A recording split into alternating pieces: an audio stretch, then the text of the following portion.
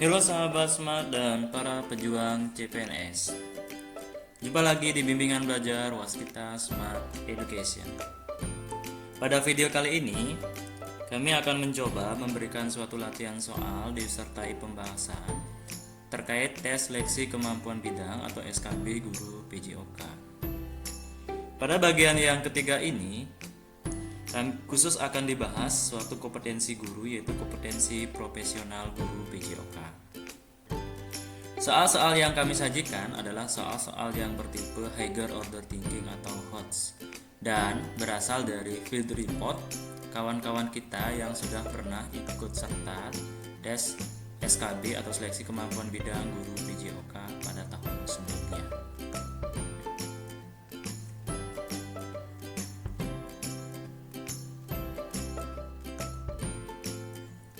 Sebelum kita lanjut, ingat subscribe, like, dan share video kami ya.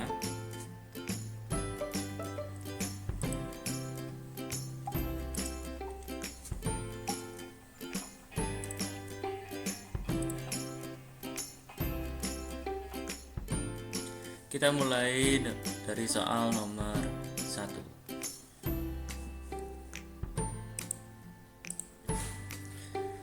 Permainan bulu tangkis memerlukan penguasaan beberapa teknik dasar sebagai berikut, yaitu service, forehand, backhand, dan smash. Teknik minimal yang harus dikuasai untuk bermain bulu tangkis yaitu A. 1, 2, 3, dan 4, B. 1, 2, dan 3, C. 1 dan 2, D. 1 dan 3, E. 1 dan 4.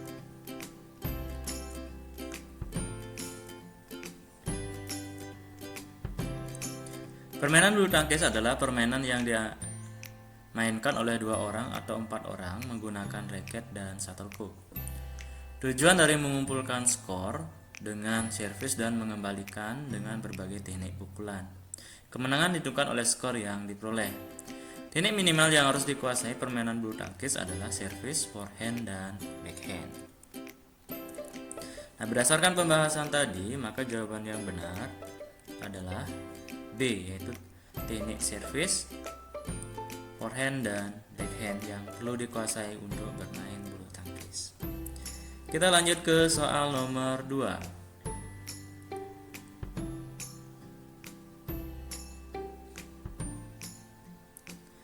Cara mengajarkan teknik dasar dalam bulu tangkis yang benar adalah A. Pegangan raket. Siswa dilatih membiasakan diri memegang raket dengan benar dan luas tetapi bertenaga, di mana melakukan gerakan ke arah kanan dan kiri menggunakan tenaga pangkal bahu. Gerakan pergelangan tangan ke atas dan bawah, di mana memukul kok ke tembok. Yang B, footwork. Latih dengan gerakan kaki lambat ke kanan dan ke kiri, depan dan juga belakang. Yang C, hitting position. Dari tengah ke depan dengan lari kecil, kemudian kaki kiri, kemudian kaki kanan. Dari tengah ke belakang dan dari depan ke belakang. D. Service, di mana menggunakan kok yang dilakukan ke dinding dengan sejumlah kok secara berulang-ulang. Yang E adalah pengembalian servis. Biasakan latihan dengan mengarahkan kok ke sisi kanan dan kiri ke lapangan, ke sudut depan dan belakang lapangan lawan.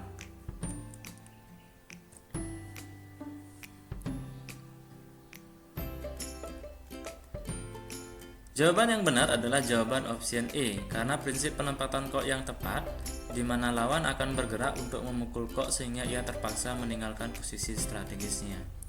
Pilihan A adalah pilihan salah karena pukulan berasal dari tenaga pergelangan tangan. Pilihan B adalah pilihan yang salah karena gerakan kaki seharusnya cepat. Pilihan C adalah pilihan salah karena hitting position dilakukan dengan 2 langkah. Pilihan D adalah salah karena latihan servis tujuan penempatan kok di area lawan, maka latihan sebaiknya di lapangan. Maka jawaban yang benar berdasarkan pembahasan tadi bahwa cara mengajarkan teknik dasar dalam bulu tangkis yang benar adalah E, yaitu pengembalian servis. Biasakan latihan dengan mengarahkan kok ke sisi kanan dan kiri lapangan lawan, ke sudut depan atau belakang lapangan lawan. Kita lanjut ke soal nomor 3. Berikut ini adalah teknik yang kurang tepat untuk mengembalikan pukulan tinggi di sisi sebelah kiri belakang pemain dalam permainan bulu tangkis jika pemain lawan kidal. A. Forehand, B. Backhand, C. Jumping smash, D. Smash, dan E. Drop shot.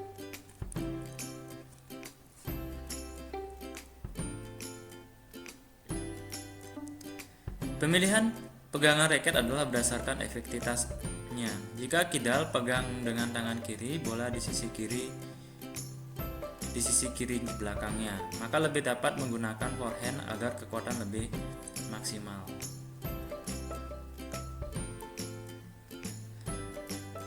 Berikut ini yang teknik yang kurang tepat untuk mengembalikan pukulan tinggi di sisi sebelah kiri belakang pemain dalam permainan bulu tangkis jika pemain lawan kidal adalah, maka jawabannya adalah backhand.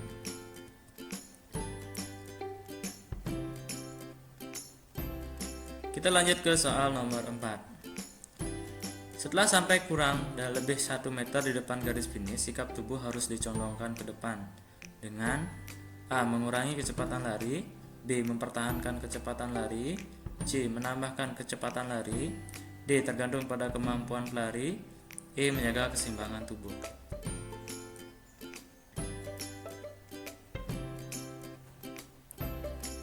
Dalam lomba lari, ukurannya adalah kecepatan, sehingga sampai garis finish sebaiknya tetap mempertahankan kecepatannya.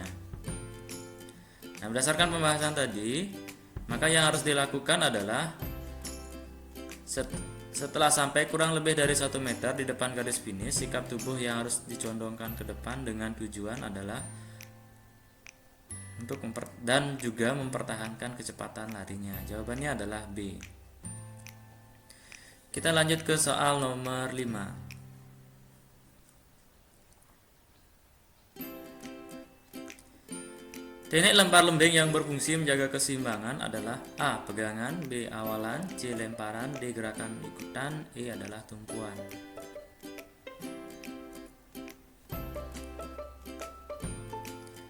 Setelah melakukan lemparan akan ada amplitude agar maksimal hasil lemparannya serta tidak ada hambatan, maka gerakan ikutan diperlukan untuk menjaga keseimbangan. Nah, berdasarkan pembahasan tadi, teknik lempar lembing yang berfungsi menjaga keseimbangan adalah D, yaitu gerak ikutan. Kita lanjut ke soal nomor 6.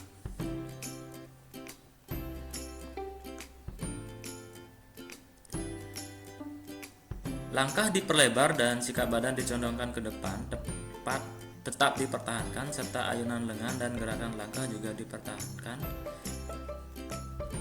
Juga kecepatan serta kekuatan bahkan harus ditingkatkan. Gerakan ini dilakukan setelah kira-kira menempuh beberapa dari garis start, yaitu A. 10 meter, B. 15 meter, C. 20 meter, D. 30 meter, E. 50 meter.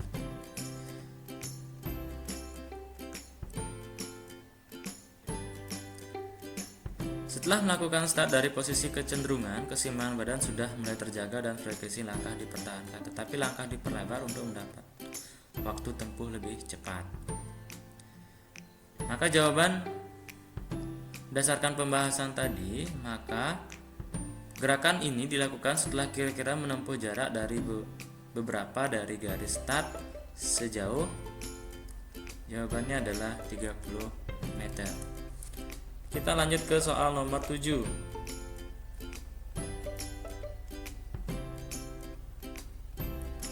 Keras tidaknya pukulan dalam pencaksilat tergantung pada A. Tegang dan tidaknya otot lengan, B. Pernapasan, C. Sikap kuda-kuda dari kaki, D. Awalan dari pukulan, E. Kekuatan dari otot perut.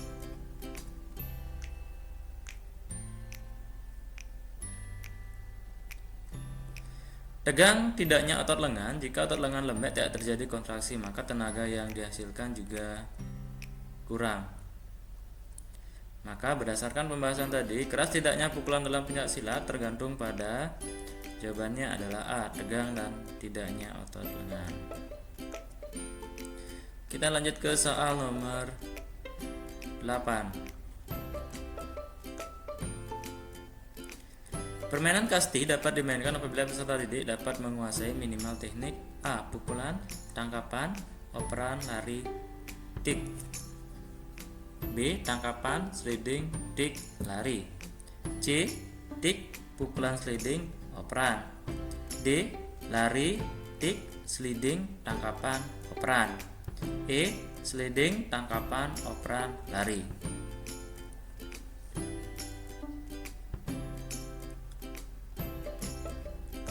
Tujuan pembelajaran kasti adalah mencetak skor. Permainan dimulai dengan pukulan, bola ditangkap, dioperkan. Untuk dapat kembali ke home base harus lari dan cara mematikan lawan dengan cara tik. Sliding adalah teknik tambahan untuk menginjak base tertentu dengan beradu kecepatan dengan lawan agar tidak mati karena di tik. Karena jika sudah menginjak base, pemain masih bisa hidup.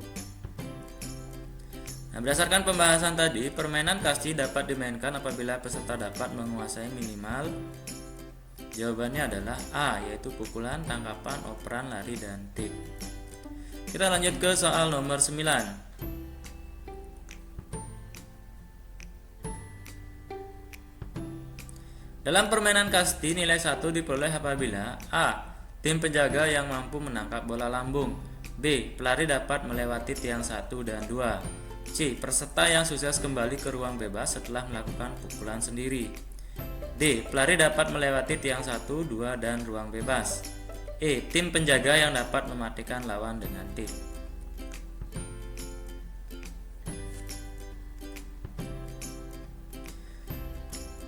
Pemain yang sukses melakukan pukulan bola harus segera lari menuju pemberhentian 1, 2, 3, serta ruang bebas, namun secara bertahap, dan kemudian nilai 1 pun diperoleh tim tersebut. Sedangkan nilai 2 diperoleh ketika pemain sukses berlari menuju tiang-tiang pemberhentian lalu berhasil atas pukulannya sendiri untuk kembali ke ruang bebas. Untuk tim penjaga yang mampu menangkap bola lambung secara langsung ada nilai 1 yang bisa dikoleksinya. Tentunya penentuan pemenang adalah berdasarkan pada tim yang peroleh nilai paling tinggi atau banyak. Berdasarkan pembahasan tadi, dalam permainan kasti nilai 1 diperoleh apabila A. Tim penjaga yang mampu menangkap bola lambung. Jawabannya adalah tim penjaga yang mampu menangkap bola lambung. Kita lanjut ke soal nomor 10.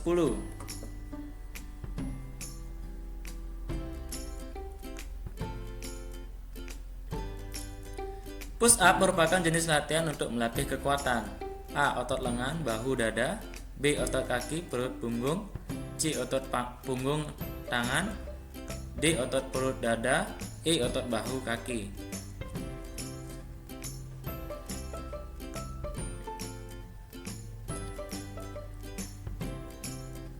Jawabannya adalah otot lengan, bahu, dan dada. Jika diperhatikan, otot yang paling dominan kontraksi pada saat push up adalah otot seluruh lengan, bahu, dan dada. Maka jawabannya adalah A, yaitu otot lengan, bahu, dan dada. Kita lanjut ke soal nomor 11.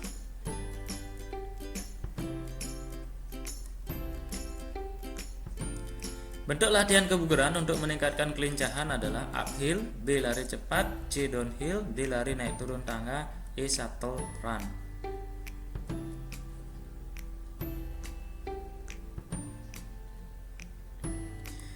Kelincahan adalah gabungan kecepatan dan fleksibilitas, maka bentuk latihannya yang tepat adalah shuttle run atau sering dikenal dengan istilah lari zigzag. Ada berupa tuntutan lari cepat dan memindah arah.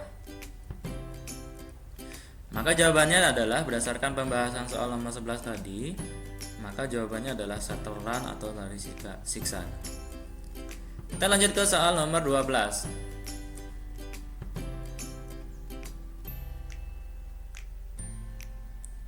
Untuk meningkatkan daya tahan otot, bentuk latihan yang dapat digunakan yaitu A. Lari naik turun bukit, B. Interval training, C. Circuit training, D. Weight training, E. Lari lintas alam.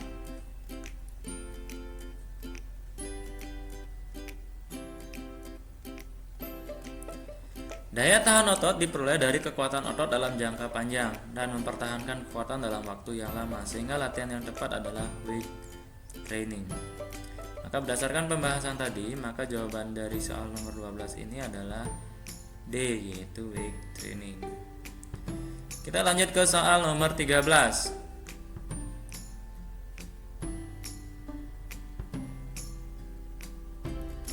Jika Anda ingin mengukur daya tahan jantung paru, kekuatan otot perut, kekuatan otot lengan, fleksibilitas dan kelincahan, maka tes yang digunakan adalah A. Squat jump, sit up, back up, shuttle run, dan mencium lutut. B. Lari 12 menit, sit up, push up, mencium lutut, dan shuttle run. C. Naik turun bangku, sit up, pull up, mencium lutut, shuttle run. D. Multi-stick, back up, push up, mencium lutut, shuttle run. Yang E. Multi-stick, sit up, push up, mencium lutut, dan lari cepat.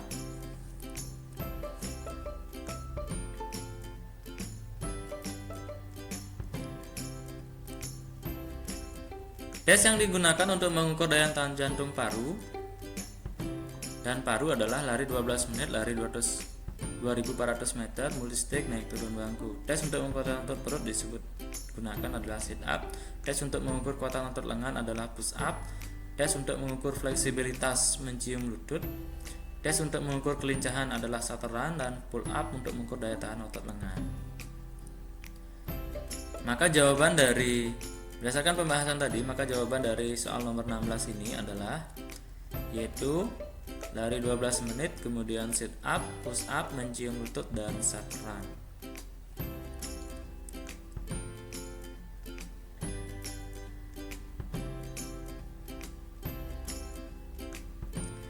Kita lanjut ke soal nomor 14. Cara melakukan tes gantung angkat tubuh untuk peserta putra yang benar adalah A. Pada waktu mengangkat badan, peserta melakukan gerakan mengayun. B. Pada waktu mengangkat badan, dagu berada di bawah palang tunggal. C. Pada waktu kembali ke sikap pemulaan, kedua langkah tidak lurus. D. Selama melakukan gerakan mulai dan kepala sampai ujung kaki tetap merupakan satu garis lurus. E. Gerakan menggantung ini dilakukan bertahan selama 60 detik.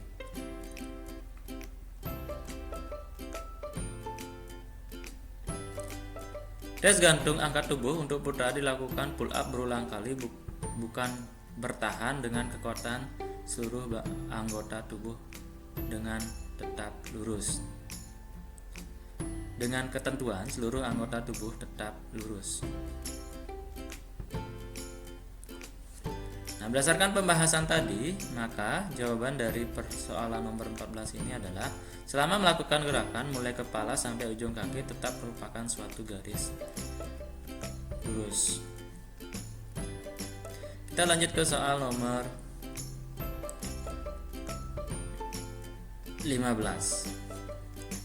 Dalam senam lantai, gerakan melangkah yang disertai tolakan kaki sehingga ada saat badan melayang di udara, mendarat dengan salah satu kaki disusul dengan kaki yang lainnya merupakan gerak dasar. A. Step, B. Loncat, C. Langkah, D. Sikap badan, E. Pendaratan.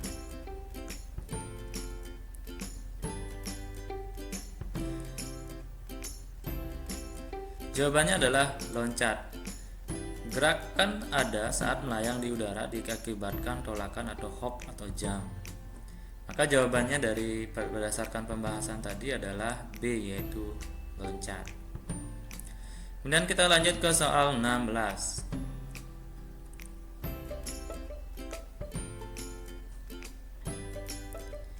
Gerakan meroda dikatakan sempurna apabila posisi kaki A. Dua kaki lurus ke atas, pada hitungan ketiga posisi kaki menjadi depan belakang. B. Ditekuk sedikit ketika di atas. C. Kaki kanan lurus ditarik ke atas, sedangkan kaki kiri ditekuk sedikit ke depan. D. Ketika di atas, kedua kaki lurus membentuk huruf V. E. Kaki kanan lurus ditarik agak ke depan.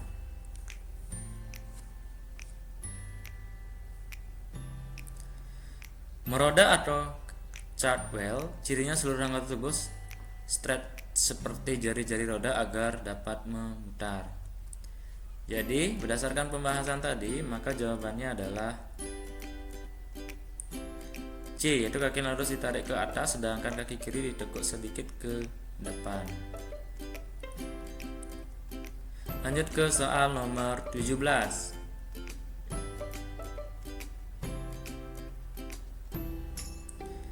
Unsur-unsur di bawah ini yang tidak dibutuhkan saat melakukan gerak senam irama yaitu A. Kelentukan, B. Kontinuitas, C. Kecepatan gerak, D. Ketepatan dengan irama, E. Keluasan.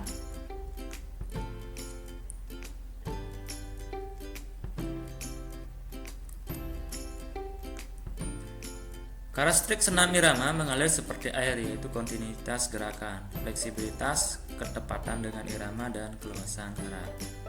Maka berdasarkan pembahasan tadi, maka jawabannya adalah unsur yang di bawah ini yang tidak dibutuhkan saat melakukan gerakan senam irama adalah kecepatan gerak.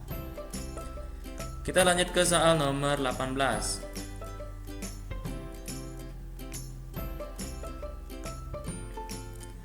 Salah satu bentuk latihan aerobik gerakan hip impact adalah A. Mambo, B. Loncat, C. Waltz, D. Caca, E. Langkah.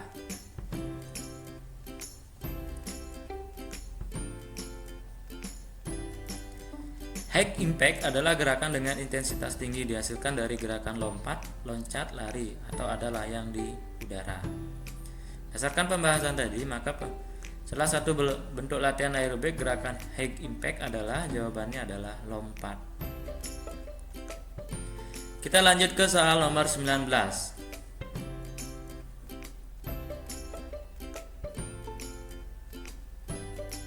Gerakan yang diberikan pada saat pemanasan dalam senam aerobik adalah berbagai pola langkah. B. Gerak tangan, C. Short stretch, D. Long stretch, E. V step.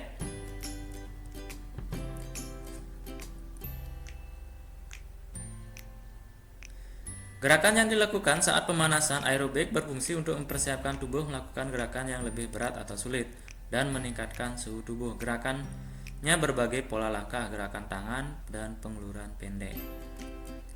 Nah, berdasarkan pembahasan tadi, gerakan yang diberikan pada saat pemanasan dalam senam aerobik adalah A. Berbagai pola langkah, B. Gerak tangan, C. Short stretch, D. Long stretch, dan V step. Jawabannya adalah long stretch. Kita lanjut ke soal nomor 20.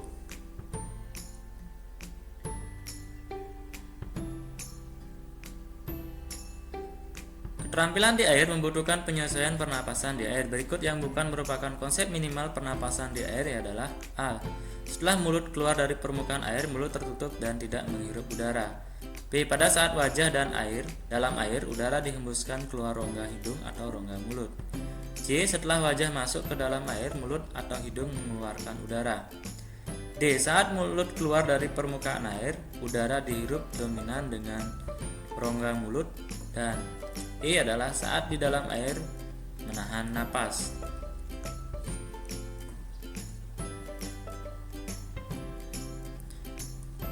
Setelah mulut keluar dari permukaan air, seharusnya mulut terbuka dan menghirup udara. Tujuan pernapasan untuk mendapatkan oksigen. Jika tidak menghirup udara pada saat di permukaan air, perenang akan kekurangan oksigen. Maka jawabannya adalah A, yaitu setelah mulut keluar dari permukaan air, mulut tertutup dan tidak menghirup udara.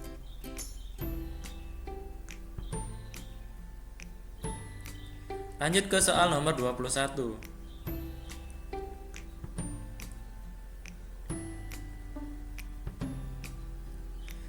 Siklus atau cycle lengkap renang gaya dada dalam perlombaan adalah A. 2 tendangan kaki saat tarikan tangan pada kejadian itu pada bagian kepala di bawah permukaan air.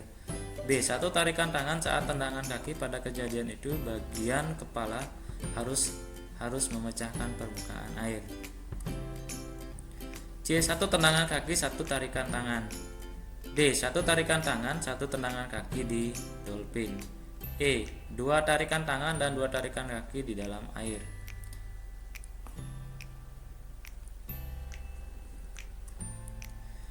Peraturan perlombaan mengatur teknik renang gaya dada adalah 1 tarikan tangan, 1 tendangan ada saat kepala keluar dan memecah air, dan tidak diperbolehkan untuk menyelam.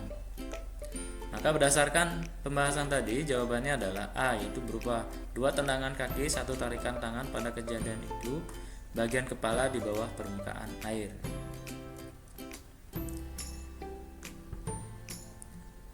Kita lanjut ke soal nomor 22. Penyebab utama tenggelamnya seorang perenang akibat kram adalah kegagalan dalam mencegah terjadinya panik. Sering kita lihat ketika perenang mengalami kram, dia akan berlangsung berusaha ke tepi sehingga akan terlihat gerakan yang tidak teratur dan laju renangnya pun lambat. Contoh penanganan kram adalah yang A. Otot betis. Pada otot betis, luruskan otot, tekan telapak kaki ke arah punggung kaki, lakukan pemijatan pada otot betis. Pada otot punggung kaki, tekan punggung kaki dan jari ke arah telapak kaki sehingga seperti penari balet. Lakukan pemijatan pada otot punggung kaki. C. Otot paha belakang, luruskan lutut, angkat tungkai ke bawah dan lakukan pemijatan. D. Otot paha depan dan tekuk. Pada otot paha depan, tekuk lutut dan lakukan pemijatan. Pada otot perut, tekan punggung, lakukan pemijatan pada otot tersebut.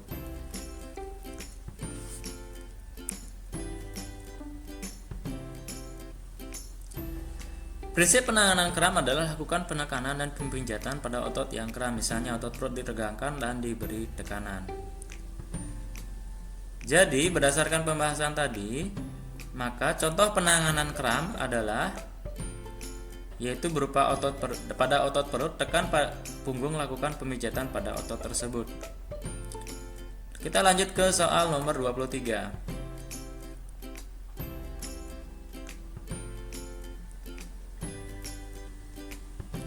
Zat tenaga terdiri dari unsur A. Karbohidrat, lemak, dan protein. B. Protein, mineral, dan air. C. Mineral, vitamin, dan air. D. Karbohidrat, mineral, dan air. E. Protein, lemak, dan air.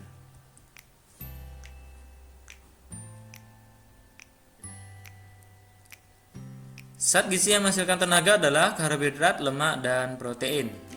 Maka berdasarkan pembahasan tadi, maka jawabannya adalah yaitu A. Kita lanjut ke soal nomor 24.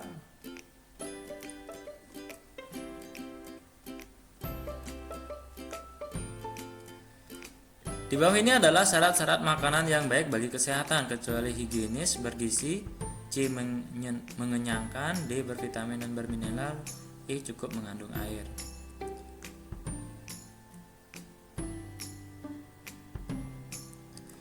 Makanan yang baik adalah cirinya adalah higienis, bergizi, mudah dicerna, bervitamin dan mineral, cukup kandungan airnya, dan tidak harus mengenyangkan.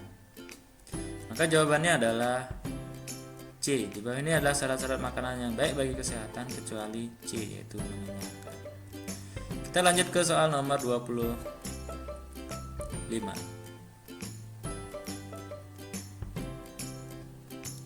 Berikut ini manfaat aktivitas jasmani dan olahraga dalam penjagaan penyakit kesehatan adalah A. Mengurangi risiko penyakit jantung. B. Mengurangi risiko penyakit leukemia. C. Mengurangi risiko penyakit kulit. D. Mengurangi risiko penyakit influenza. E. Mengurangi risiko penyakit kanker.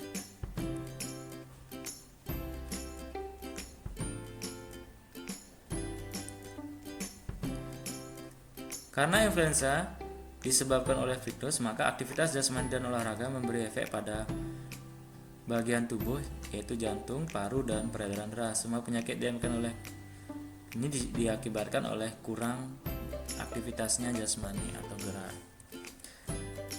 Maka berikut ini manfaat aktivitas jasmani dan olahraga dalam penjagaan penyakit dan kesehatan adalah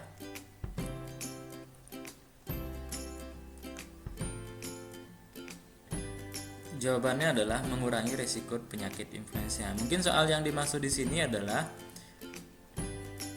manfaat, ada kata kecualinya di sini. Yaitu berikut ini manfaat aktivitas jasmani dan olahraga dalam pencegahan penyakit dan kesehatan kecuali yaitu mengurangi risiko penyakit influenza. Alasannya adalah penyakit influenza ini disebabkan oleh suatu virus.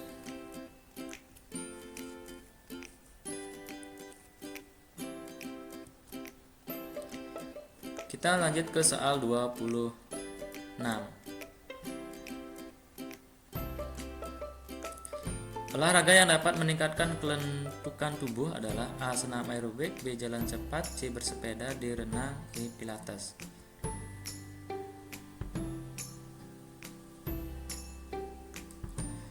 Olahraga yang menggunakan oksigen terus-menerus dalam waktu lama dapat menjaga daya tahan jantung dan paru-paru. Pilates adalah olahraga yang bertujuan untuk menjaga fleksibilitas tubuh. Nah, maka olahraga yang dapat meningkatkan kelentukan tubuh adalah jawabannya adalah E, yaitu Pilates. Kita lanjut ke soal nomor 27.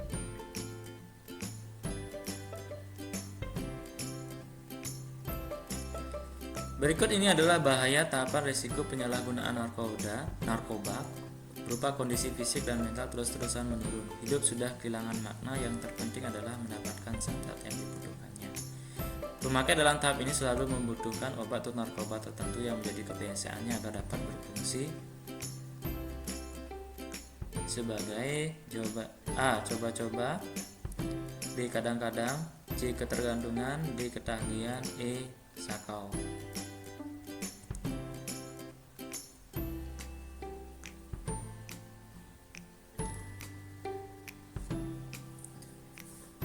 Apabila menggunakan narkoba, ada beberapa risiko yang ditimbulkan. Yang pertama, risiko kecil ini terjadi pada remaja atau kaum muda yang memiliki karakteristik atau ciri-ciri sebagai berikut. Sehat secara fisik maupun mental, di kehidupan agama yang religius, mempunyai kemampuan penyesuaian atau daya sosial yang baik, tidak berkepanjangan larut dalam gejolak emosi seperti rasa marah dan kecewa, dapat dengan cepat kembali dalam emosi yang normal, memiliki sifat jujur dan bertanggung jawab, mempunyai cita-cita yang rasional, dapat mengisi waktu senggang secara positif. Risiko yang kedua adalah risiko yang besar atau potensi pengguna, yaitu anak, remaja, atau kaum muda yang memiliki karakteristik sebagai berikut. Mempunyai sifat mudah kecewa dan untuk mengatasinya cenderung agresif dan destruktif. Bila mempunyai keinginan tidak bisa menuntut kepuasan segera. Pembosan, sering merasa tertekan, murung dan tidak sanggup berfungsi dalam hidupnya sehari-hari.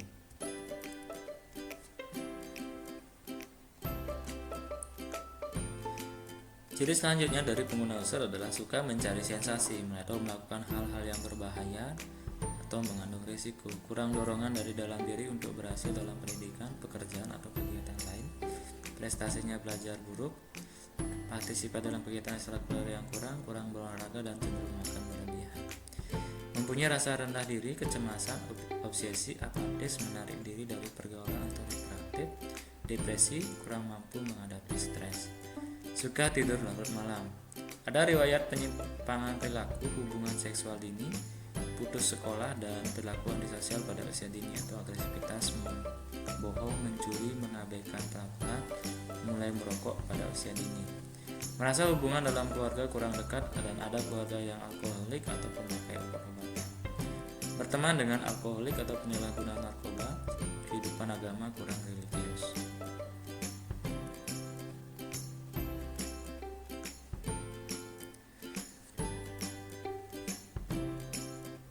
Risiko yang timbul dari penggunaan narkoba secara coba-coba, di mana beberapa kontak pertama dengan narkoba seperti ganja dan lain-lainnya sering terjadi pada usia remaja. Berkumpul bersama teman sebaya, lalu bisa salah seorang menghisap ganja, maka yang lainnya akan mencobanya. Mungkin sekedar ingin tahu atau menunjukkan kehebatannya. Kebanyakan tidak melanjutkan pengalaman pertama ini. Beberapa kemudian melanjutkan proses eksperimentasinya atau coba-coba ini dengan zat-zat lain dengan cara yang lebih canggih. Kadang-kadang setelah tahap coba-coba, sebagian melanjutkan pemakaian narkoba ini sampai menjadi bagian dari kehidupan sehari-hari. Karena pemakaiannya masih terbatas atau kadang-kadang, maka tidak ada perubahan yang mendasar yang dialami pemakai sehingga mereka masih dapat bersekolah atau bekerja biasa. Pada proses ketagihan, pada tahap ini frekuensi atau jarak pemakaian jenis atau dosis narkoba yang dipakai telah meningkat, termasuk bertambahnya pemakaian bahan-bahan berisiko tinggi. Gangguan fisik, mental, sosial yang diakibatkannya semakin nyata. Meski demikian, bagi beberapa pemakai dan dengan bantuan yang sesuai masih bisa berhenti pada tahap ini.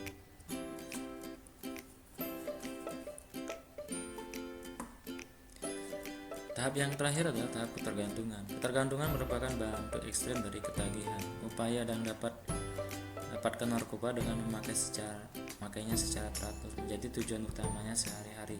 Hal ini mengalahkan semua kegiatan hidup lainnya. Kondisi fisik dan mental terus-menerus menurun, hidup susah, kehilangan makna, yang terpenting adalah mendapatkan zat-zat yang dibutuhkannya. Pemakai dalam tahap ini selalu membutuhkan obat atau narkoba tertentu yang menjadi kebiasaannya agar dapat berfungsi. Berikut ini adalah bahaya dari tahapan risiko penyalahgunaan narkoba berupa kondisi fisik dan mental terus menurun, hidup sudah kehilangan makna, yang terpenting adalah mendapatkan sahabat yang dibutuhkannya. Pemakai dalam tahap ini selalu membutuhkan obat narkoba tertentu yang menjadi kebiasaannya agar dapat berfungsi, merupakan ciri-ciri pemakai narkoba pada tahap yaitu tahap ketergantungan. Kita lanjut ke soal nomor 28.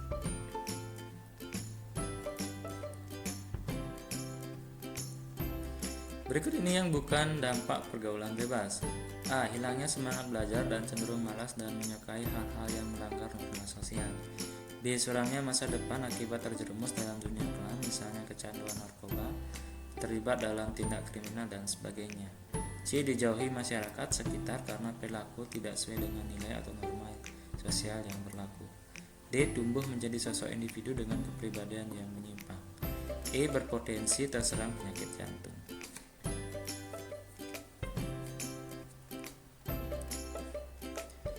Jawabannya adalah E, karena penyakit jantung disebabkan oleh kurangnya gerak, kolesterol dan tensi tinggi, dan juga bisa oleh kelainan jantung. Jadi berdasarkan pembahasan tadi, maka jawaban dari soal nomor 28 ini adalah yaitu E, berpotensinya terserang penyakit jantung.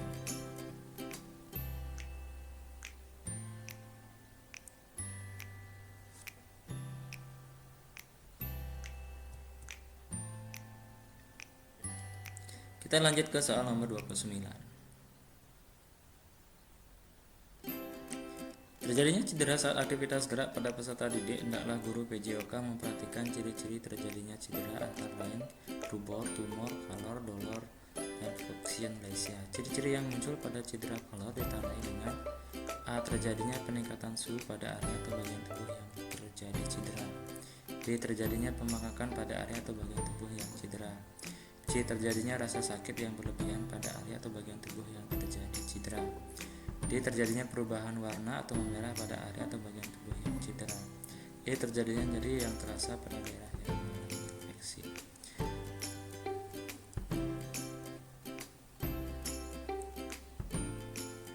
Kondisi di mana lokasi cedera akan lebih panas atau kalor dibandingkan dengan kondisi yang lain, maka inilah yang disebut sebagai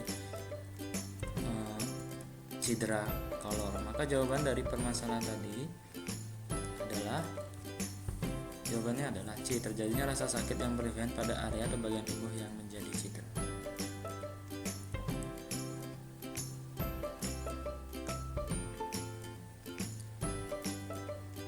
Soal nomor 30. Kepanjangan dari HIV adalah A. Human Immunodeficiency Virus. B. Human imunisasi virus. C. Human immunodeficiency virus. D. Human immunodeficiency virus. E. Human immunodeficiency virus.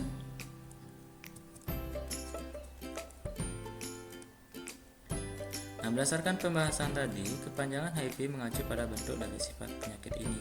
HIV merupakan virus yang menyerang sistem kekebalan tubuh, hingga ketika orang terkena virus, ini akan kehilangan sistem kekebalan tubuhnya atau imunodefisiensi. Akibatnya segala macam bentuk penyakit akhirnya akan dengan mudah menyerang. Maka jawabannya adalah kepanjangan dari HIV adalah yaitu A, yaitu Human Immunodeficiency Virus. Baik, demikianlah pembahasan kita terkait latihan soal dan pembahasan seleksi kemampuan bidang SKB Guru PJOK. Selamat berjuang para pejuang PCPNS, semoga berhasil dan terima kasih sudah menyimak video ini.